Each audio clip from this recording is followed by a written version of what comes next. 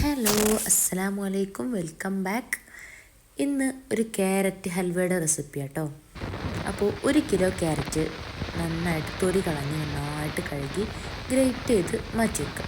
എന്നിട്ടൊരു അടി കട്ടിയുള്ള ചട്ടി അടുപ്പത്ത് വെച്ചിട്ട് അതിലോട്ട് ഒരു 3-4 ടേബിൾ സ്പൂണ് നെയ്യ് ചേർക്കുക.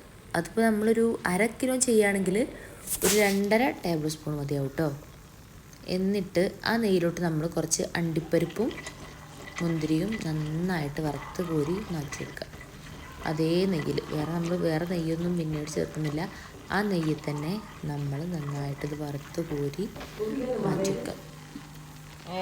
എന്നിട്ട് ആ നെയ്യിലോട്ട് നമ്മൾ ഗ്രേറ്റ് ചെയ്ത് വെച്ച ക്യാരറ്റ് ഉണ്ടല്ലോ, അത് ഇപ്പോൾ നിങ്ങൾക്ക് എത്ര ക്വാണ്ടിറ്റി വേണ്ടത് അതിനനുസരിച്ച് ഇതൊക്കെ ഞാൻ പറയുന്ന അളവ് കാര്യങ്ങളൊക്കെ നിങ്ങൾ വ്യത്യാസപ്പെടുത്തണം കേട്ടോ.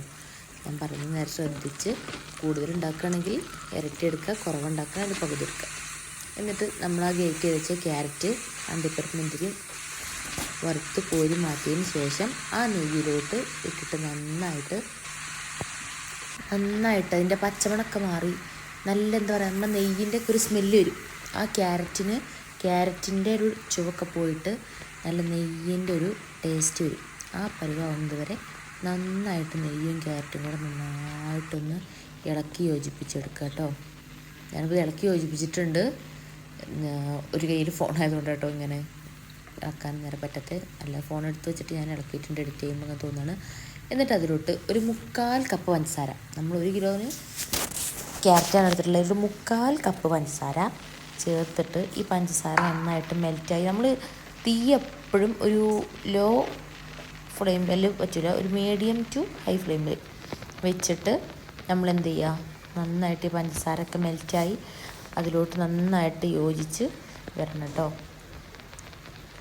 പഞ്ചസാരയൊക്കെ നന്നായിട്ട് അലിയണം. എന്നിട്ട് ക്യാരറ്റിൻ്റെ ഉള്ളിലോട്ട് പഞ്ചസാരയുടെ നീരൊക്കെ ഇറങ്ങി വരുമ്പോൾ നമ്മൾ എന്ത് ചെയ്യണം, അതിലോട്ട് ഒരു 1/2 കപ്പ് പാൽ, 1 കിലോ ആയതുകൊണ്ട് 1/2 കപ്പ് പാൽ. ഇനി ഒരു 1/2 കിലോൻ്റെ നിങ്ങൾ വീട്ടിൽ ഉണ്ടാക്കുകയാണെങ്കിൽ നിങ്ങൾ ഒരു 1/4 കപ്പ് പാൽ ചേർത്താൽ മതി കേട്ടോ.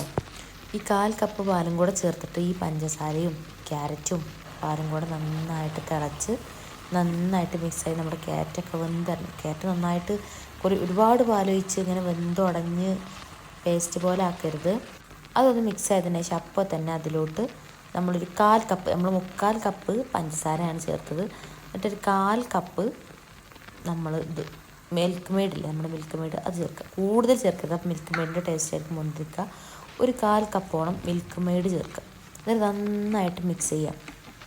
ഒരു എന്താ പറയുക, ഇപ്പോൾ 1/2 കിലോ ആണെങ്കിൽ അതിക്കൊരു 2.5 ടേബിൾ സ്പൂണ് മിൽക്ക് മെയ്ഡ് മതിയാവും കേട്ടോ.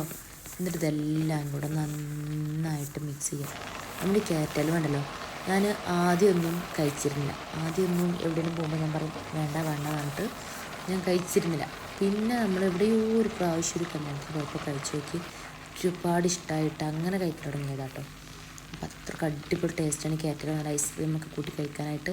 അപ്പോൾ ദാ വെള്ളമൊക്കെ വറ്റി ചട്ടിയിൽ നിന്ന് വിട്ട് വരുന്ന പരിവായി വരുമ്പോൾ അതിലോട്ട് നമ്മൾ അണ്ടിപ്പരിപ്പ് ക്രഷ് ചെയ്തതും കുറച്ച് ഈത്തപ്പഴം ചേർക്കണം കേട്ടോ, കുറച്ച് ഡേറ്റ്സും കൂടെ ചേർത്തിട്ട് നന്നായിട്ട് മിക്സ് ചെയ്യാം.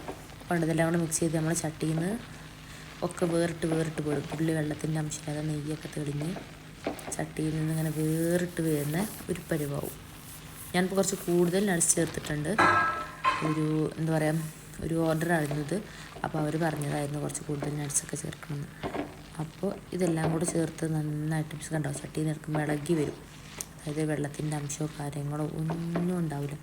എന്നിട്ട് നന്നായിട്ട് ഇറക്കി യോജിപ്പിച്ച് നമ്മൾ മധുരമൊക്കെ നോക്കിയതിന് ശേഷം ഇതിക്ക് കൂടുതലും മധുരത്തിൻ്റെ ആവശ്യമില്ല കേട്ടോ, കാരണം നമ്മൾ ഐസ്ക്രീമിൻ്റെ കൂടെ കൂട്ടി കഴിക്കണതാണ്. അപ്പോൾ ഇതാ നല്ല അടിപൊളിയായിട്ട് സെറ്റ് ചെയ്ത് നമ്മൾ സാധനം കൊടുത്തിട്ടുണ്ട് കേട്ടോ. അപ്പോൾ ഇതെല്ലാവരും ഒന്ന് ട്രൈ ചെയ്ത് നോക്കിയിട്ട് അഭിപ്രായം പറയണേ. അപ്പോൾ ഓക്കെ, താങ്ക് യു.